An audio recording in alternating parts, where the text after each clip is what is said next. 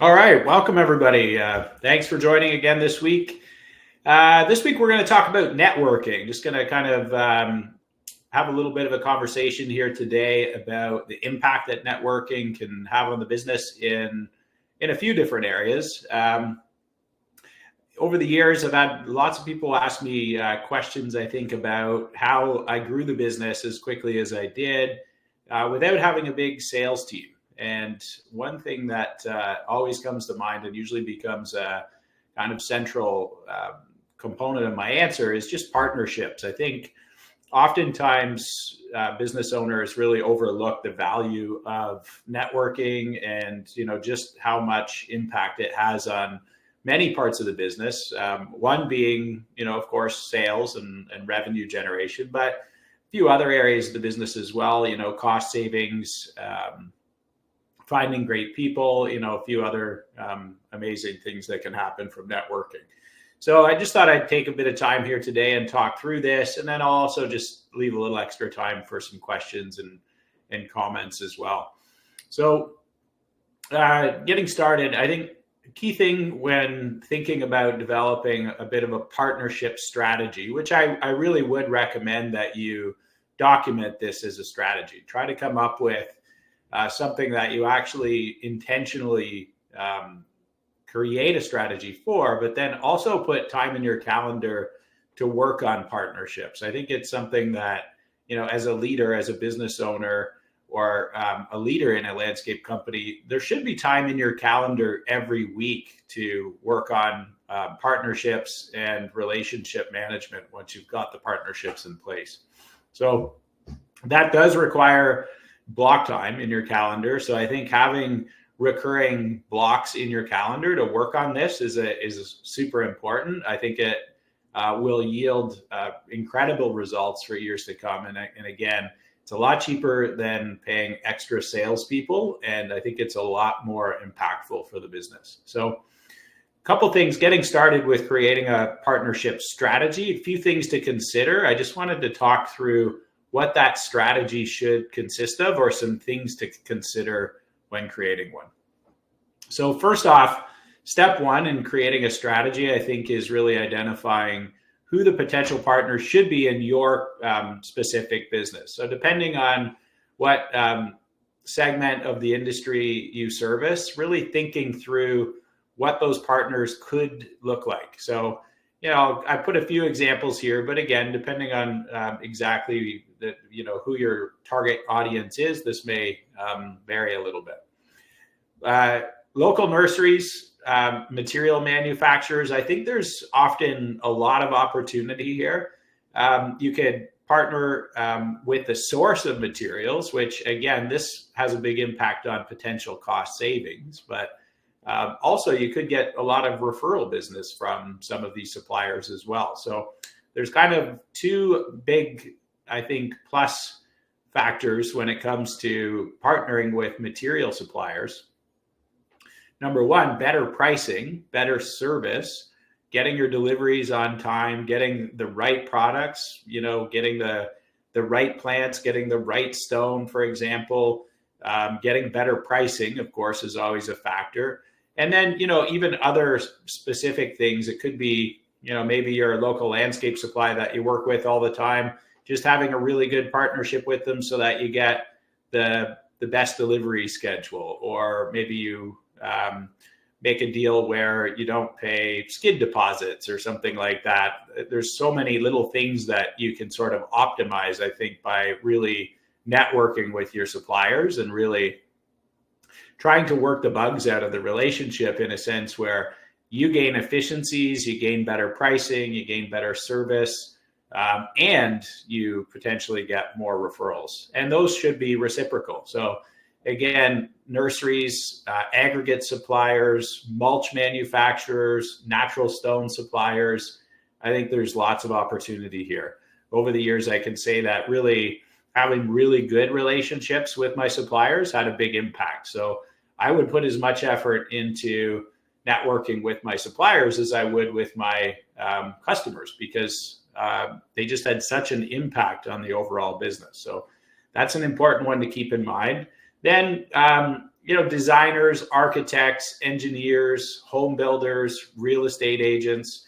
I really found that by getting really specific, not having too many relationships, but really focusing on the really good ones, this really had a big impact on revenue. It certainly had an impact on the type of customers that I was getting, and then also the type of work that I was getting. And so kind of looking upstream in the buying process and kind of thinking about who your target customer is and who they might be dealing with in advance of needing to buy your service or product.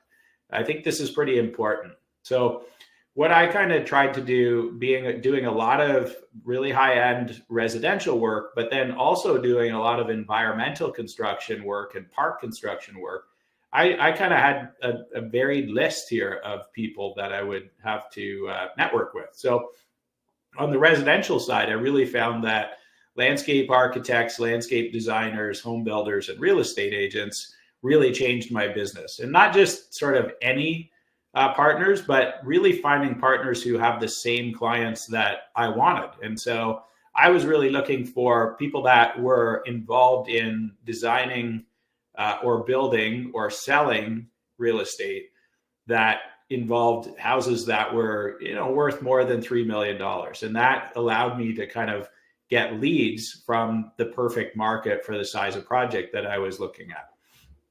And that program that you develop with each of these needs to be a little bit different. And I think that in itself is really important when creating a strategy.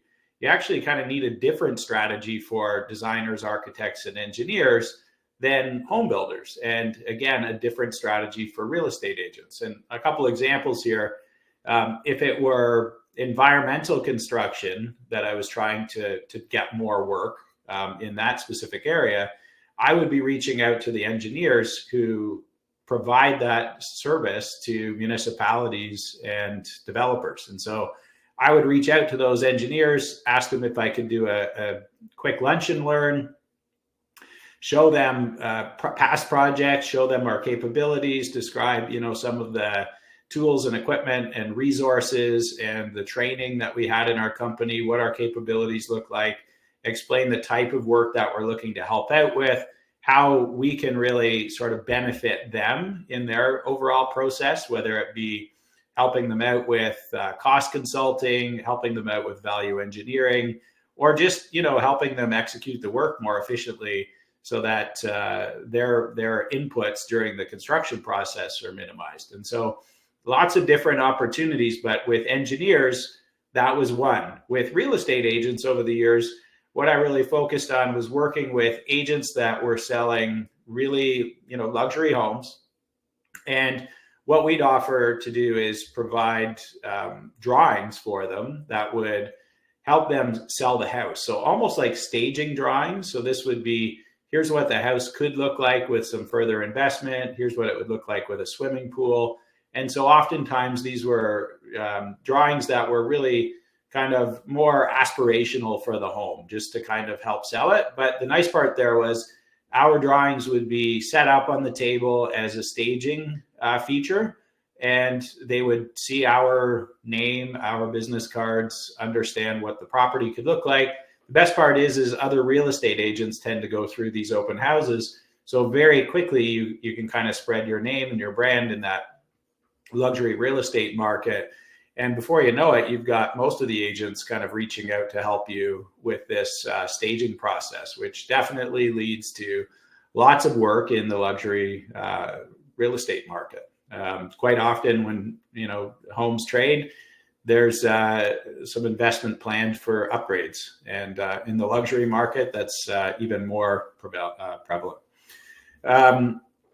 Designers and architects, again, really just kind of coming up with a plan to work closely with designers and architects to give them work and also bid work for them. And again, that's, requires a different strategy. And I think it's really important to get specific when you're creating those. A lot of designers and architects do project management, so they can, sell a job themselves, which is fantastic for landscapers.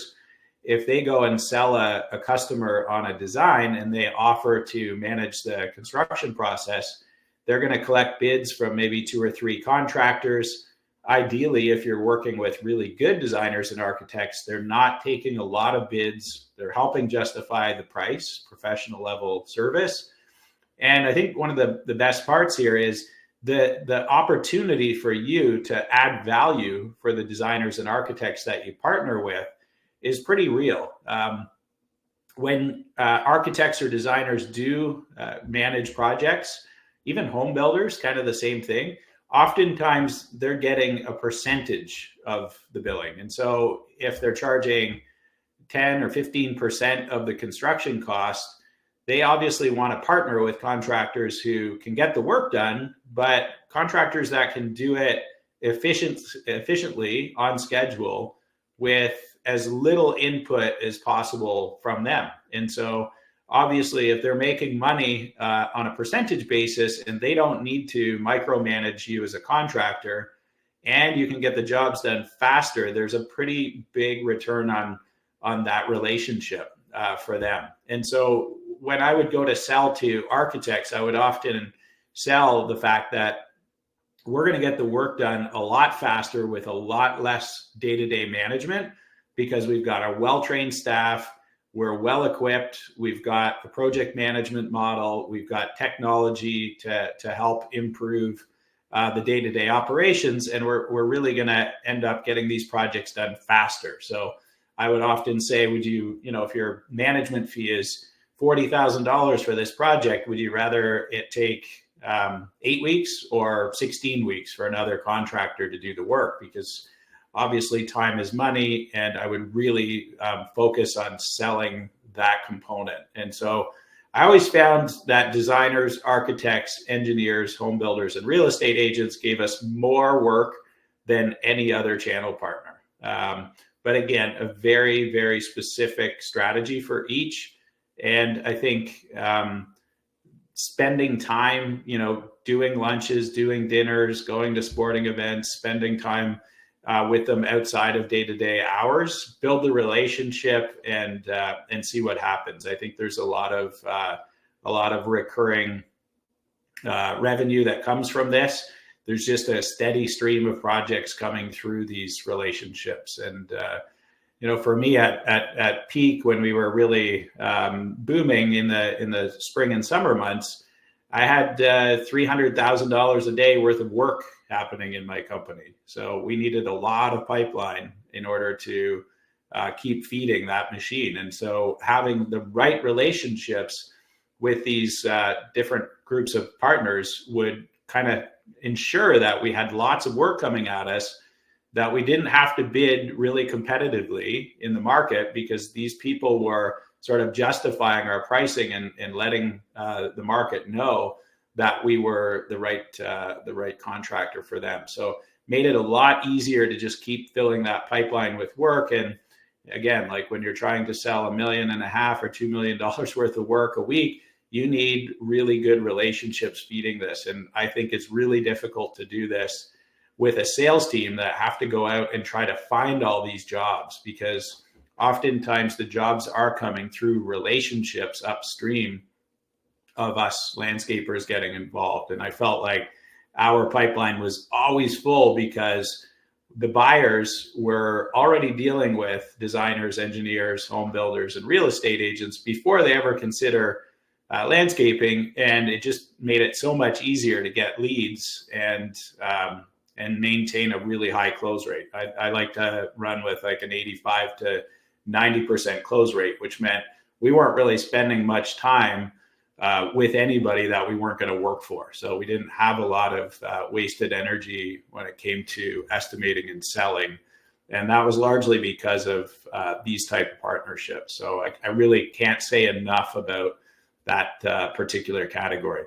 And, similarly, if you're really trying to grow, let's say a snow management business or a facilities management business or commercial landscape maintenance, it's very, very similar. You're going to have a very specific strategy to work with property managers, because, oftentimes they have this category locked up. They're providing a service to the landowners, and they're upstream of us landscapers. And so getting involved with the property managers, making sure that they understand what services you have to offer, getting in front of them with opportunities to put proposals together or to help them create proposals when they're looking at new projects or new customers. I think there's a massive opportunity there. And, you know, the companies that we see that are really kind of becoming more regional players or even national players, I think just have this component unlocked. And I think oftentimes smaller companies that are trying to scale just can't figure out why they're not scaling. And really, it truly has more to do with your ability to network and develop these type of partnerships than anything. It's just not something that comes just by having a sales team. Still going to need a sales team to react to all of these opportunities, but I just don't think a sales team is well positioned to create these partnerships many times. It does need to be a business leader or somebody that is very senior on the sales team to kind of create these relationships that just keep feeding the pipeline. A couple other things to consider if you are serving a specific market. I just put a few examples here. You know, partnering with others that have lookalike customers is another important consideration. This could be anybody that's maybe in the pest control or lawn care business if you're not providing those services yourself, window cleaners, other outdoor maintenance companies.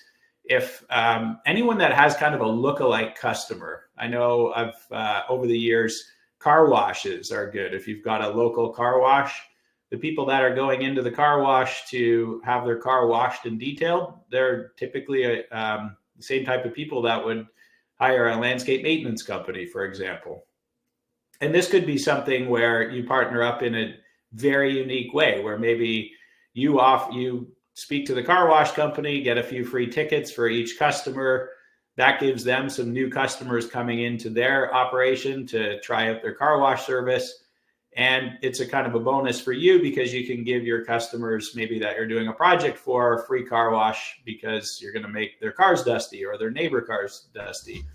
But at the same time, maybe at the car wash itself, you could do something where if they've got a coupon bundle, you could also be getting your service in front of them. So again, just some reciprocal agreements depending on what your target customer is. Kind of think of some that might apply. That's just an example. A couple other things, kind of think of how much impact your network can have on other areas of the business. So we just kind of talked about some revenue opportunities, but there's more. I think sometimes people overlook the opportunity that you have for cost savings with networking.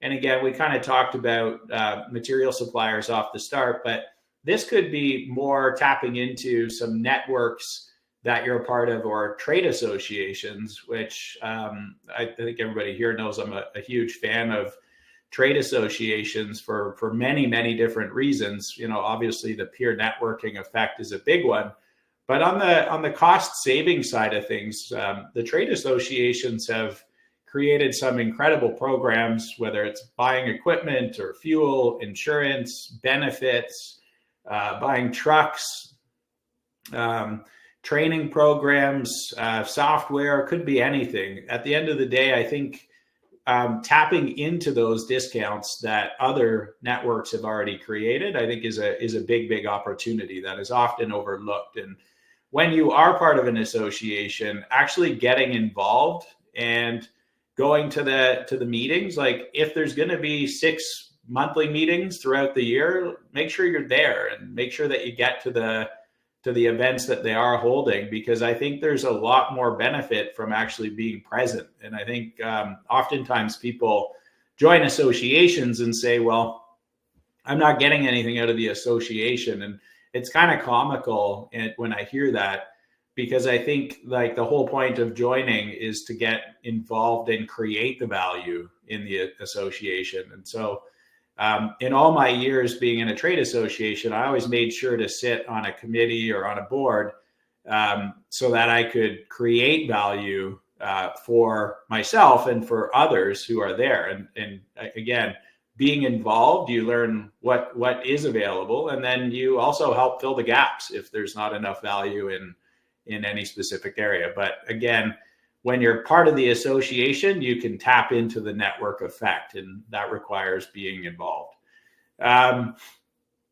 Expanding your service offerings, I think there's a lot of opportunity there. We'll kind of come back to that in a second in more detail. But I think really building like a plan around creating who you should probably look at is what I want to kind of focus on here, is just assess how much potential benefit there is from each of these categories, and then really focus on building out a strategy for each. And so when you're looking at these complementary businesses, just try to assess like what is the real potential benefit for you and for them, and make sure that there's good benefit for both. Because I think if it's one-sided, it becomes really difficult to actually activate. And so you might just be wasting your time, even though it might be a great potential partner. If there isn't really a big upside for them, then it's going to be really difficult to get any real activity that's of any value. So just be careful at who you decide to work with. It really does need to be a win-win scenario, I think, for it to be effective. And then, obviously we're trying to get referrals in any partnership. We want more referrals to come from more different sources. Just make sure that the referrals that you're getting are the right referrals from that partner as well. Because like I've always said, I think it costs us $300 to $500 to go do a sales call. And, when you've got leads coming in from partners that are not ideal, either the jobs are too small, or it's the wrong scope of work, or you're in the wrong geographical area. When that starts happening and you get sidelined and you're putting your sales efforts into the wrong customers, there's a big negative that takes place there, as we all know. And I think it's harder to say no when these leads or referrals are coming in through a channel source or a partner source. And so sometimes we end up kind of reacting to the wrong leads, which I think is a major waste in business. So just being very careful about assessing the potential benefits, I think, is pretty important.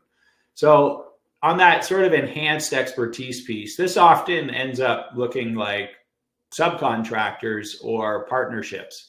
And I like to kind of look at it as a category in networking, because it doesn't always mean subcontracting or not subcontracting. But what it ultimately means is it allows us to tap into projects that we might not otherwise be capable of doing.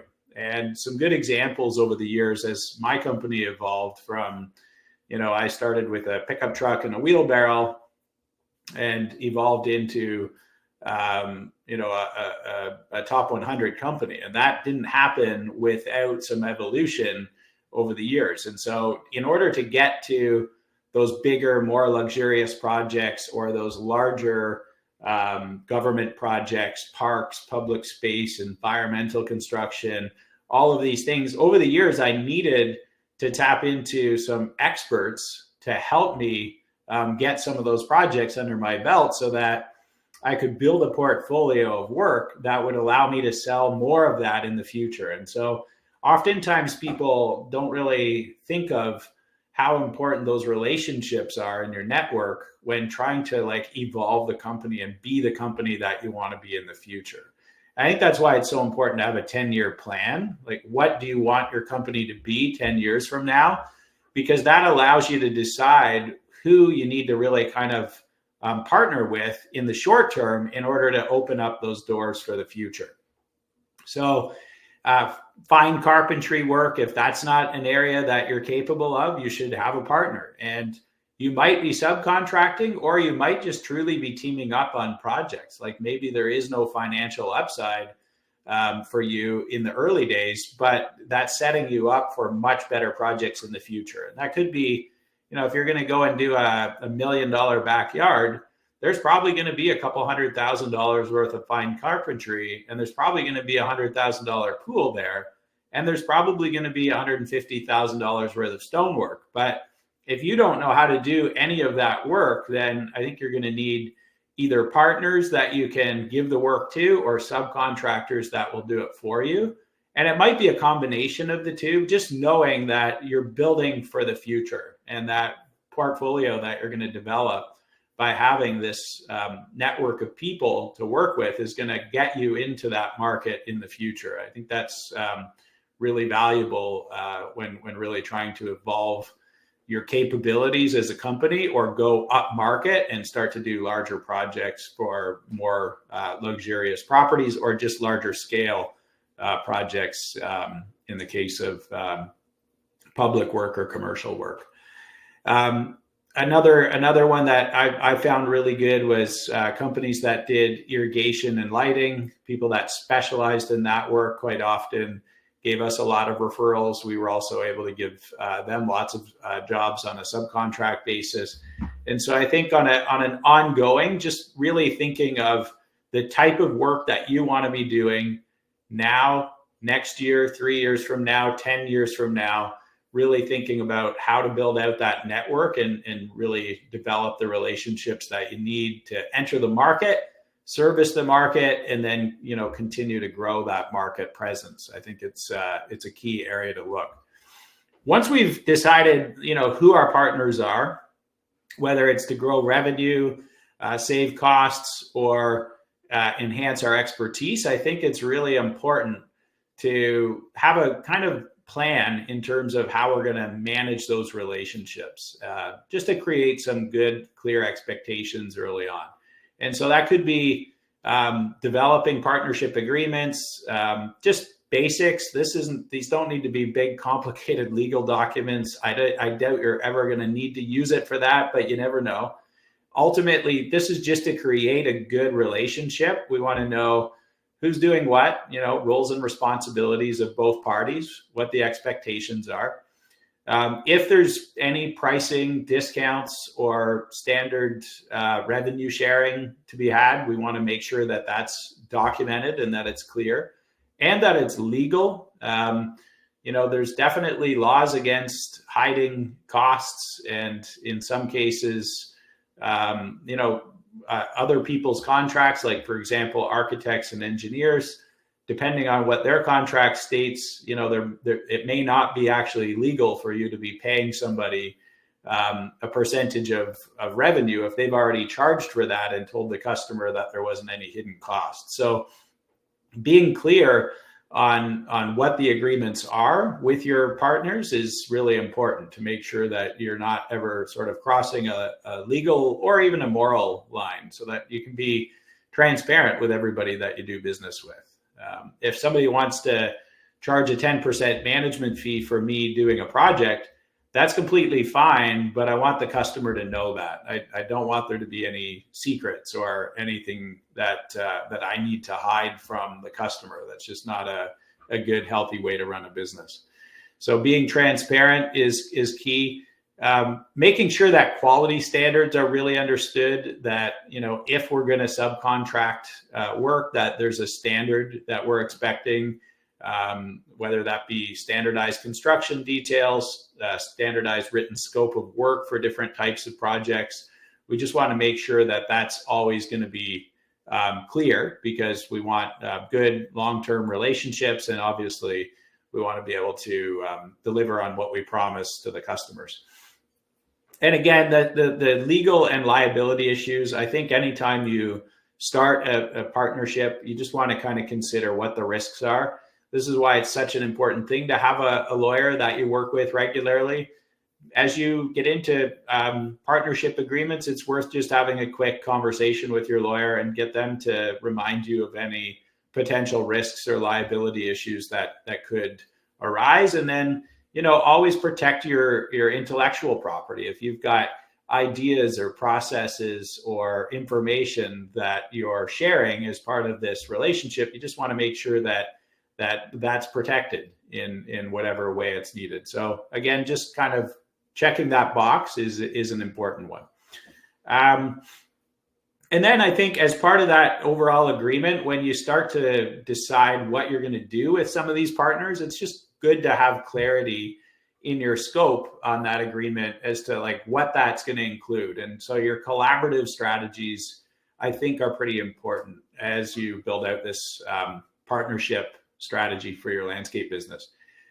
Joint marketing efforts. This could be, co-branding for advertisements, maybe co-posting on social media. It could be teaming up on events, or any other tactic to kind of grow business. And so an event team up, for example, could be you and your partners teaming up at a home show or a trade show. So maybe it's your local landscape supply or a manufacturer of a landscape product getting involved in your trade show strategy or your home show strategy.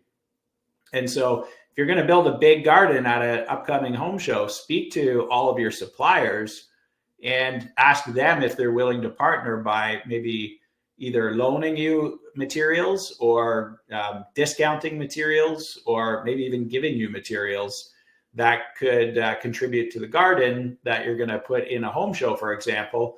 And offer that they can have their brochures, or potentially even have salespeople there with you to help sell that product or service. And so joint marketing efforts, really important. Referral programs, again, this is like thinking of people with lookalike customers where you can refer them, they can refer you. What do those look like? How are you going to market those? These are all really important things to put into the plan or the agreement so that you both understand what you're committing to. And then making sure that if you're going to have programs like this, that you actually take the time to cross-train each other, understand exactly what the other person's service offering consists of, what the pricing model is going to kind of be based around, how to do business with the other party, what the expected outcomes are, what the benefit statements are, or key marketing messaging is. These are all really important things to be clear on if you're going to take the time to be partners. And then, really setting aside time, as I said earlier, to just communicate regularly. If you're going to have a partnership, if it's a meaningful partnership, you should have at minimum a monthly check-in, and that could be a lunch meeting, it could be a Zoom meeting, whatever it happens to be, but make sure that there is a recurring check-in if you want your strategy to really work. Otherwise, I think oftentimes what I've seen in the past is we say we're going to do things, we don't talk about it often enough. We get super busy in our peak season and these things kind of just fall off to the side. And then before you know it, the relationship's not there at all. So I think the regular communication piece is pretty important. When you are doing that regular check-in, I think it's good to have some expectations that you discuss. And so when you create a strategy, I think setting some KPIs or some targets is pretty important. And this could be revenue, it could be number of leads, it could be the level of customer satisfaction, it could be many, many different things or a combination of those. But ultimately, I think when we create a partnership with somebody, we should have an expected outcome and we should talk about how that's performing on an ongoing basis. And then in that regular check-in, we want to kind of gather feedback, see how the relationship's performing for both parties, make sure that both parties are winning. And keep in mind, if your partner is not getting anything out of the relationship, it's not going to last. And so we want to make sure that it is a win-win. And I think when you gather feedback and both parties get a chance to share what's working, what's not, share the metrics, let each other know how things are going, you can start to really make the tweaks and adjustments as needed on the go to make sure that things just keep improving for both parties so that relationship happens consistently over time. So again, those are sort of some of the key things that I would consider when building out a strategy. I'm going to take a few questions here before we wrap up for today. So feel free to throw your questions in the chat. Next week, we're going to talk about giving value and being valuable in the landscape industry. So really going to kind of discuss how to really insert yourself in a way where I think your customers really end up buying more from you. One thing with me is I always wanted fewer and fewer customers with a much bigger average spend per year. And that made it much easier to have a smaller sales team, a more stable pipeline with a lot less variability in our sales cycle or our flow of incoming work. And it really did revolve around like really driving a lot of deep value into those relationships, which is a little bit of a build on what we're talking about this week, but also a little bit different. So looking forward to sharing that with you next week. I'll take some questions here now and try to work through this. We've got some people saying where they are. Here we go. What do we have? No questions. Anybody have anything that you want to throw in the chat here? What's the best approach to a new partnership? Logan, that's a good question. So again, one key thing is make sure that the people that you're asking to partner with you have something to gain from the relationship. I think that's a big sort of box to check. I have to make sure that I'm going to build real meaningful value for the other party. Otherwise, when I reach out, it's really not a partnership that I'm reaching out for. It's a sale. And so what I want to do is make sure that I have a really good value driver for them to offer, and that I'm just transparent about what I want in return. And so I think to kind of approach a partnership, great way to start is, cold calling by phone or by email, or maybe both. Letting them know who you are, what you do, why you want to discuss a partnership, and what the objectives are for you and what you see the perceived value to be for them. So I think getting to the point really quickly is important. Wherever possible, meet in person. I think, setting aside lunch meetings in your calendar for the whole year is a really important thing to do. I think having a recurring lunch block in your calendar, whether it's 2 days, 3 days, or 5 days a week, so that you're always meeting with people to expand your network in the areas we talked about, is key. So have the time set aside. It could be over Zoom if need be, if it's not local, but in the landscape business, for the most part, the partnerships are somewhat local. And I think that's a great way to kind of kick off the conversation.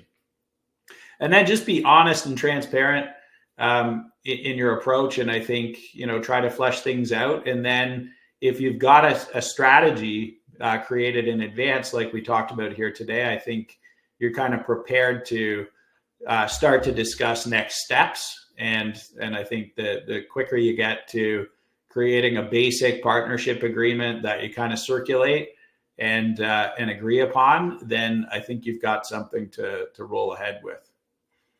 But great question, Logan. Thanks for asking that one. Any other questions about partnerships? We've got Aaron. When setting up a lunch meeting, are points that should be made beforehand? How does that interaction look? Are there? I think what would we be talking about? I think generally in the phone call or email, we're kind of talking about the value drivers for both parties. So being honest about that in the first interaction before the lunch meeting is definitely a good sort of step one. And then at the lunch meeting or online meeting, you're going to kind of get into the weeds a little bit more in terms of like how you do business, who your target customers are, how you interact with them, how you might be able to support the other group in terms of giving referrals or getting them work in some fashion, depending on that type of relationship. And I think really getting into like how to actually activate the customers is probably the best place to start the conversation. And so really talking about activation techniques to really unlock the leads or the opportunities together is a good conversation. Once you've had that conversation, if you're feeling comfortable that the other partner could actually activate the audience for you, then I think it's important to start to talk about those rules of engagement or those components that I mentioned on the last few slides, where you start to discuss what that agreement looks like, if there's a transfer of money, what the relationship, who's going to own the contract with the customer, for example, all these types of things, any legal matters and whatnot. So we want to try to get into the activation conversation and then get into the agreement conversation, if that helps. Who's the best point of contact to build the relationship for larger companies like nurseries and design firms? That's another really good question, Logan. Generally speaking, I've always kind of had this belief that you should try to talk to your peer. And so what that means is, if you're the business owner, try to speak to one of the partners in one of these companies or one of the really senior leaders in the companies. Depending on the size of the company, you're not always going to get to the owner, but make sure that you're dealing with somebody who has a similar position in the company that you do. In other words, if you're leading the company, you want somebody that's leading that company. If you're in sales in your company, then you probably want to deal with someone who's in sales in that company. So I think always trying to find somebody who's in a similar position is a great rule of thumb to get started. And then just always think of the decision maker.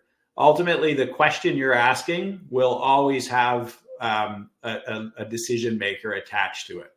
I think it's always good to get in front of the actual decision maker. And so that kind of helps you avoid trying to go too far upstream in bigger companies or getting stuck, maybe too far down the ladder in those large companies. We want to try to get in front of the decision maker, talk to them about what the opportunity looks like, make sure it's even of interest to them, and then put a little bit of extra effort into it. But I think ultimately it's a similar person of importance in the company with a decision-making authority. Any other questions? I think we're just coming up on time here. We've got a couple minutes left if there's anything, but if not, we can probably wrap up here for today. I don't see anybody typing, so I'm gonna assume that we're finished up. But thanks for joining, and again,